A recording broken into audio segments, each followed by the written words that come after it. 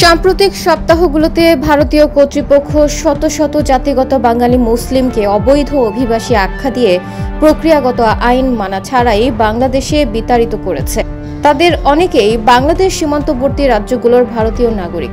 2025 সালের মে মাস থেকে হিন্দুত্ববাদী ভারতীয় জনতা পার্টি বিজেপির নেতৃত্বাধীন সরকার জাতিগত বাঙালি মুসলিমদেরকে বাংলাদেশে ঠেলে দেওয়ার অপারেশন তীব্র করেছে। বিশেষত আইনি কর্তৃপক্ষের অনুমোদন ছাড়া ভারতে প্রবেশ বন্ধ করার জন্য এরা করা হয়।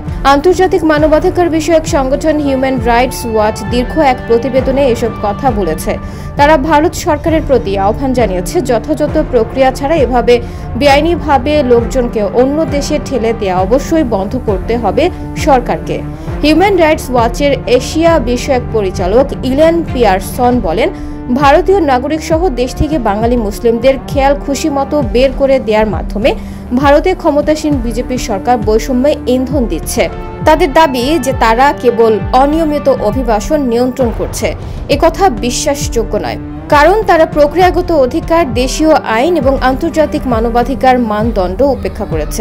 আসামের বাসিন্দা 51 বছর বয়সী সাবেক শিক্ষক খায়রুল ইসলাম জানান, 26 মে বিএসএফ তার হাত বেঁধে মুখে কাপড় গুজে 14 জনের সঙ্গে বাংলাদেশে ঠেলে পাঠায়। তিনি বলেন, আমি বাংলাদেশে যেতে অস্বীকার করলে বিএসএফ কর্মকর্তা আমাকে পেটায়, 4 বার রাবার বুলেট ছুড়ে। 2 সপ্তাহ পর তিনি ভারতে ফিরতে সক্ষম হন।